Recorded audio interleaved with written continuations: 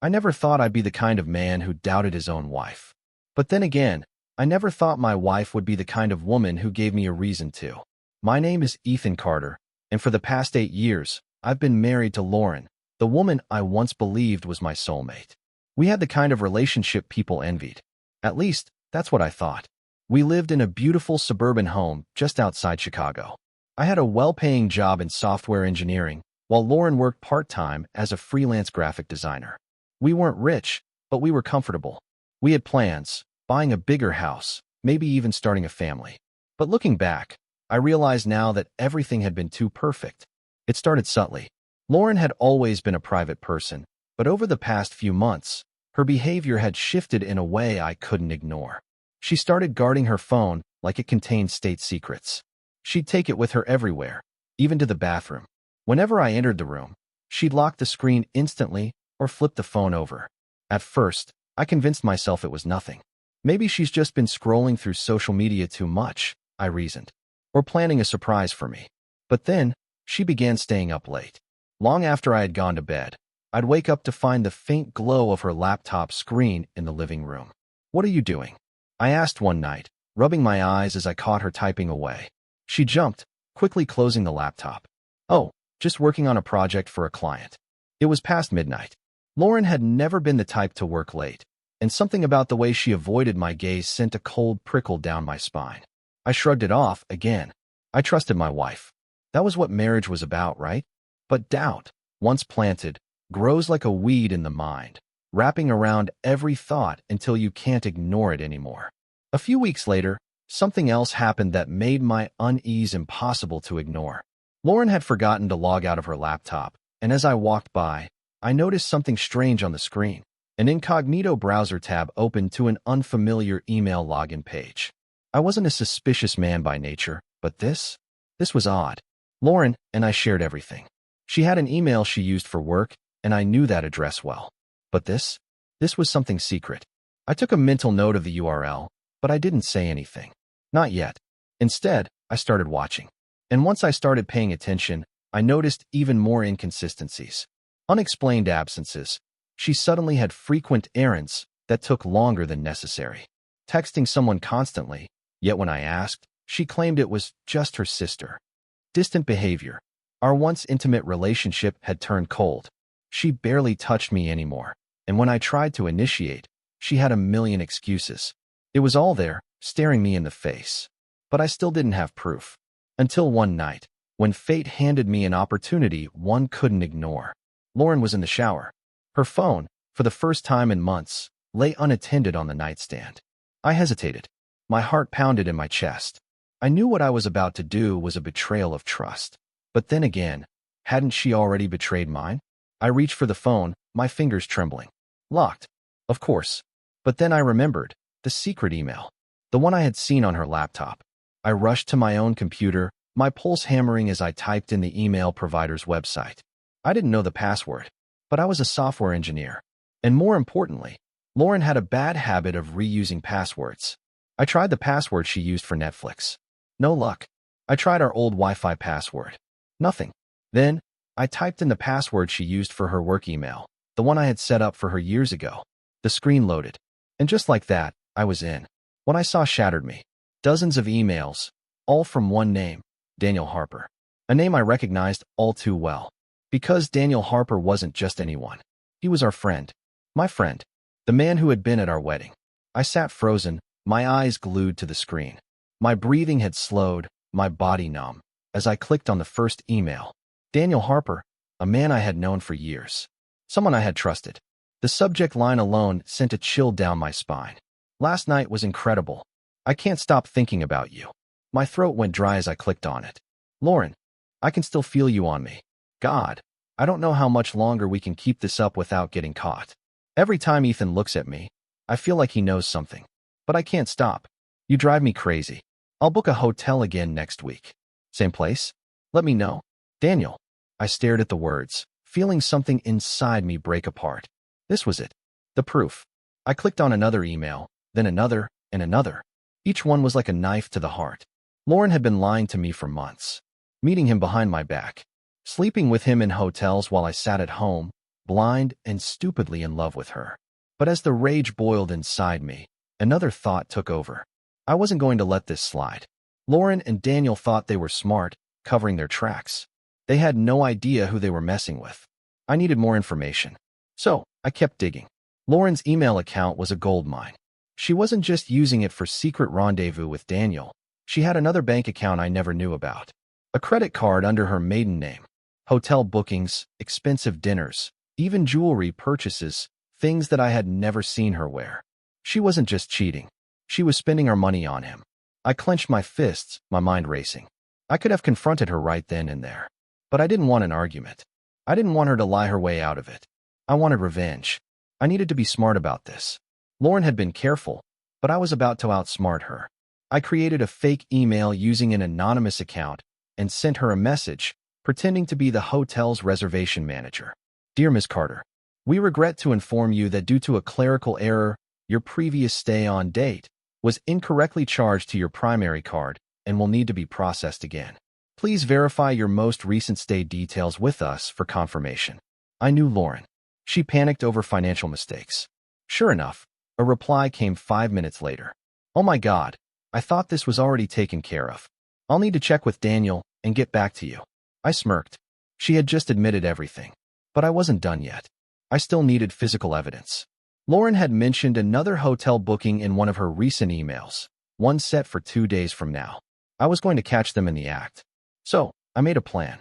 I called the hotel, pretending to be Daniel, and asked to upgrade our reservation to a suite with an extra bottle of champagne. Then, I booked the room directly next to theirs. If Lauren wanted to lie her way out of this, she'd have to do it while staring me in the face. I wasn't just going to expose her.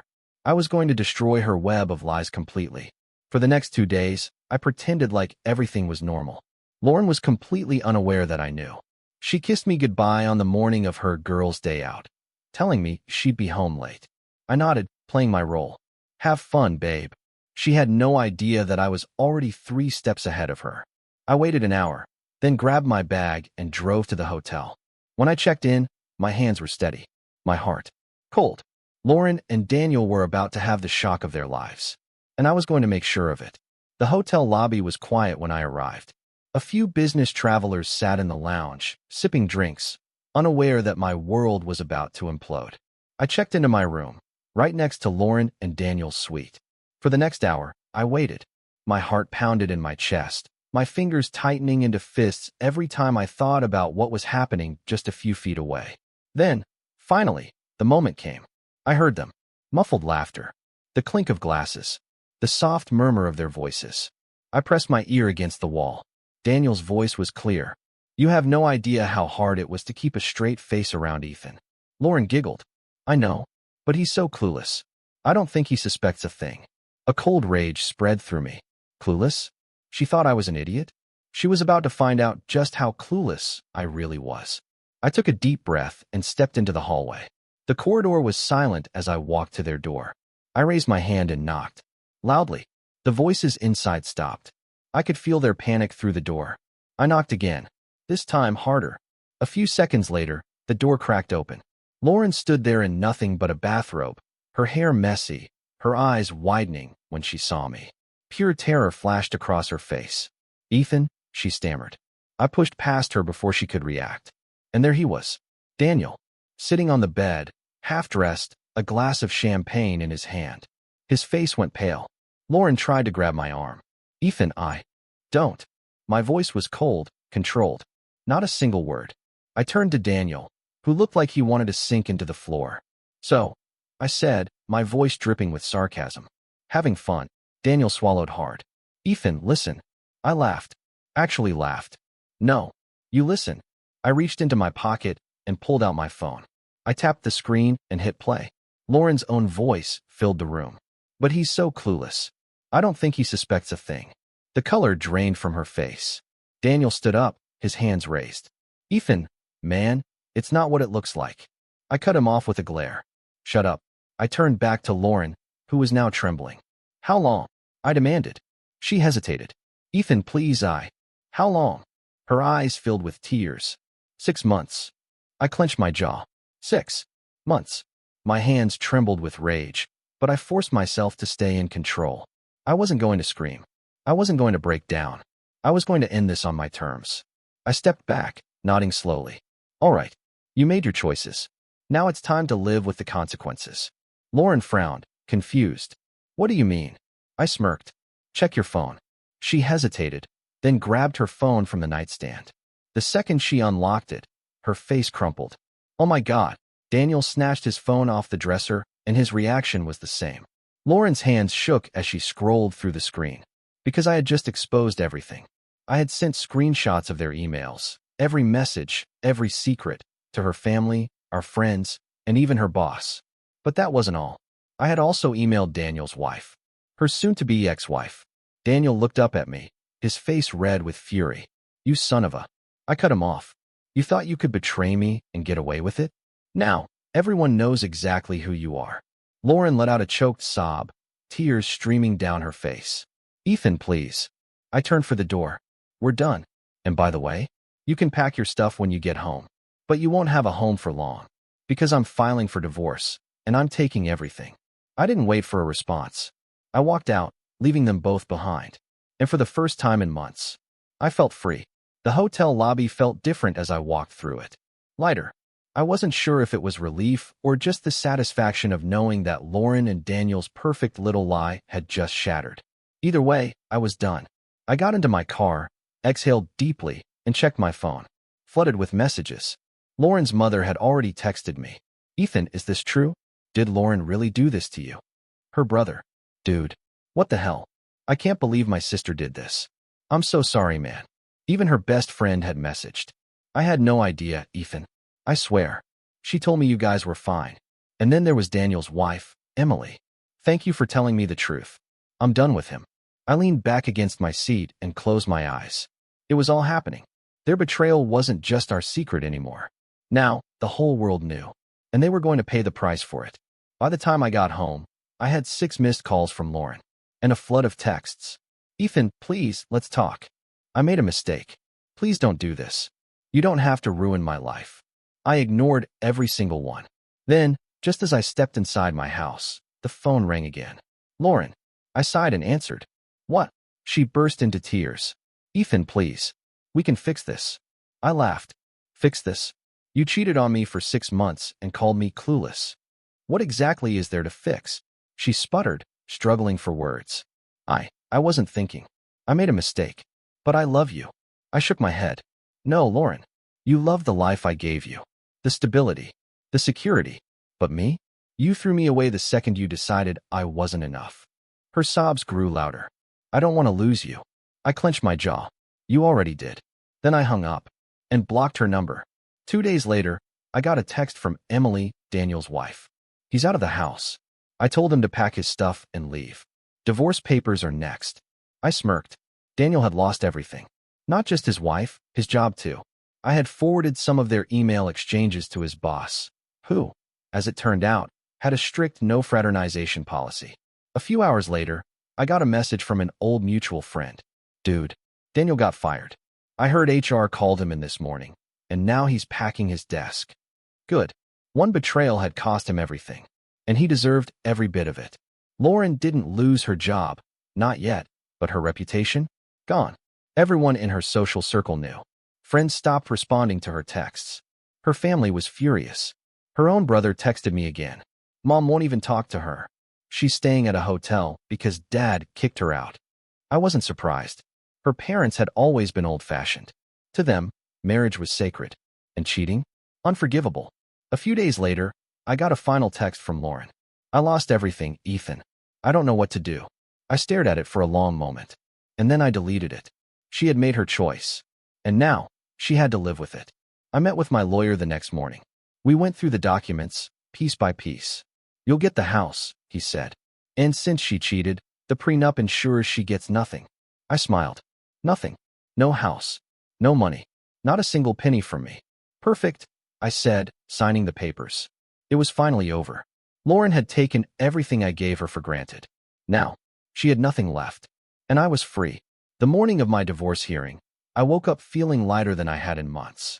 For the first time in a long time, I wasn't weighed down by lies, betrayal, or anger. I was just free. I got dressed in my best suit, looked at myself in the mirror, and smirked. Today was the day I officially closed the chapter on Lauren. And I couldn't wait. When I arrived at the courthouse, Lauren was already there. She looked awful. Dark circles under her eyes. Hair unkempt. Shoulders slouched. Good. She deserved to feel miserable.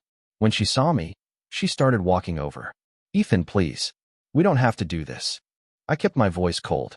We absolutely do. She swallowed hard. Can we at least talk? Just for a second.